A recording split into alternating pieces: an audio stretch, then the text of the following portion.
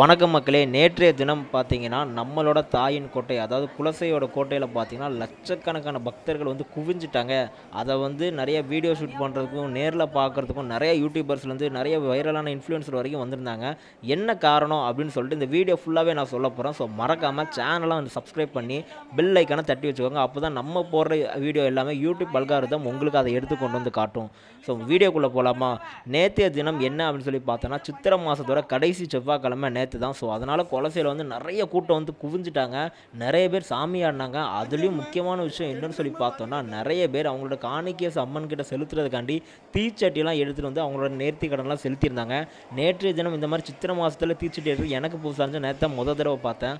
So நீங்க நேத்து கொலசைக்கு வந்திருந்தீங்களா? அப்படின்னு சொல்லிட்டு மறக்காம கமெண்ட் செக்ஷன்ல கமெண்ட் பண்ணுங்க. அண்ட் கூடையில சின்ன சின்ன சாமி ஆடுற வீடியோ வரும். அது என்னன்னு சொல்லி பார்த்தீங்கன்னா, சித்திரை மாசம் 22ஆம் தேதி நம்ம திருச்செந்தூர்ல பார்த்தீங்கன்னா இருக்கிற முத்தாரம்மன் கோயில்ல குட்டி தசரா அப்படின்னு சொல்லிட்டு இது பண்ணுவாங்க. நம்ம குலசை தசராக்கு எப்படி 100 நாள் அப்படி மாலை போட்டு விரதம் இருந்து பண்ணுறோமோ, அதே மாதிரி இங்கேயும் விரதம் இருந்து மாலை போட்டு அவங்க வந்து வேஷம் கட்டி அங்கே இருக்கிற முத்தாரம்மன் கோயிலேருந்து அங்கே இருக்கிற வேலுந்தம்மன் கோயிலுக்கு வேஷம் கட்டி போவாங்க. ஸோ இதுதான் இந்த கோயிலோட மரபு. ஸோ அதுக்காண்டி நிறைய பேர் வருவாங்க. அண்ட் இந்த ஒரு வீடியோவில் நீங்கள் பார்க்க போகும்போது உங்களுக்கு ஏதாச்சும் ஒரு மைன்யூட் பார்ட் ஒன்று ஏதாச்சும் ஒன்று தோணுச்சு அப்படின்னா மறக்காமல் கமெண்ட் செக்ஷனில் கமெண்ட் பண்ணுங்கள். ஸோ நேற்றைய தினம் அப்படின்னு சொல்லி பார்க்கும்போது பொது லைன்லாம் பார்த்தீங்கன்னா நம்ம கொலசை பஸ் ஸ்டாண்ட்லேருந்து திரும்பி உள்ளே வருவோம் தெரியுமா, அந்த கட்டிட வேலைலாம் நடந்துட்டுருக்கலாம், அது வரைக்குமே பொது தரிசன லைன் நின்றுச்சு. 100 ரூபா லைன்லாம் பார்த்தீங்கன்னா சுற்றி நின்றுட்டு இருந்தாங்க, அவ்வளவு கூட்டம். ஸோ இந்த கூட்டத்தை தான் நம்மளும் நான் தரிசனம் பண்ண போயிருந்தோம். போகும்போது தான் பார்த்தீங்கன்னா நிறைய பேர் சாமியாடி அருள்வாக்கெல்லாம் சொல்லிட்டு இருந்தாங்க. அது மட்டும் இல்லாமல் நிறைய பக்தர்கள் பார்த்தீங்கன்னா யாராச்சும் ஒருத்தங்க நம்மளுக்கு அருள்வாக்கு சொல்கிறேன், அருள்வாக்கு சொல்லி நமக்கு எதுவும் நல்லது நடந்துடாதா அப்படின்னு சொல்லி ஏக்கத்தோடு நிறைய பேர் இருந்தாங்க.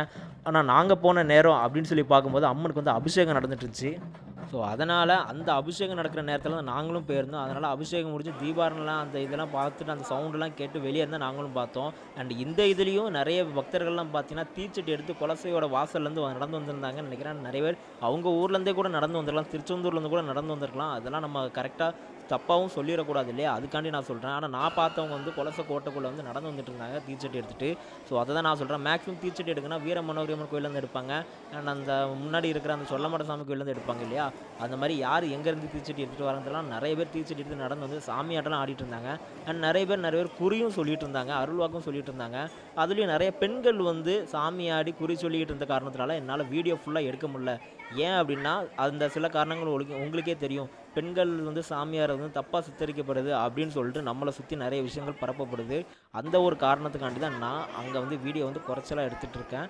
ஸோ இந்த ஒரு இதில் பார்த்தீங்கன்னா நீங்கள் இப்போ பார்த்துட்ருக்கீங்க இல்லையா, அவங்க வந்து தீச்சட்டி எடுத்துகிட்டு அந்த தீச்சட்டியை கிளறி விட்டு எல்லாத்துக்குமே குறி சொல்கிறாங்க. சாமியாடி தீச்சட்டியை எடுத்து அதை வந்து குழந்தைங்க யாரும் வந்தாங்கன்னா அவங்களுக்கும் தொட்டு வச்சு திருநாறு பூசி விட்டு எல்லாமே பண்ணுறாங்க.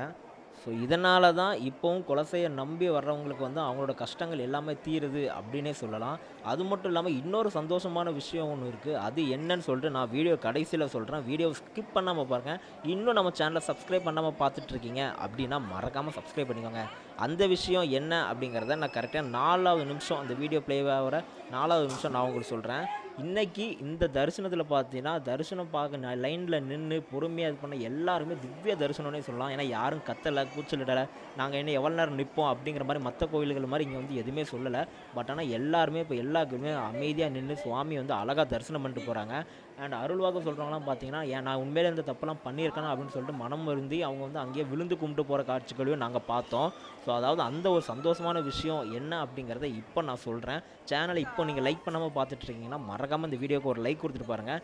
இன்னும் சரியாக நம்மளோட கொலசை கோட்டையில் வந்து தசரா திருவிழா ஆரம்பிக்கிறதுக்கு இன்னும் 151 நாட்கள் மட்டுமே இருக்குது. சில பேர் 108 நாளில் மாலை போடுவாங்க, சில பேர் 100 நாளில் மாலை போடுவாங்க. அப்படி இருக்கிறவங்க நீங்கள் என்ன வேஷம் போடுவீங்க தசராக்கு அப்படின்னு சொல்லிட்டு மறக்காமல் கமெண்ட் செக்ஷனில் கமெண்ட் பண்ணுங்கள். அண்ட் நீங்கள் கொலசைக்கு இது எத்தனாவது வருஷம் மாலை போடுறோம் அப்படிங்கிறதையும் மறக்காமல் கமெண்ட் பண்ணுங்கள். உங்களை பார்த்து மற்ற பக்தர்கள் கொலசான கோயிலில் என்ன அப்படிங்கிறத தெரிஞ்சுக்கணும்.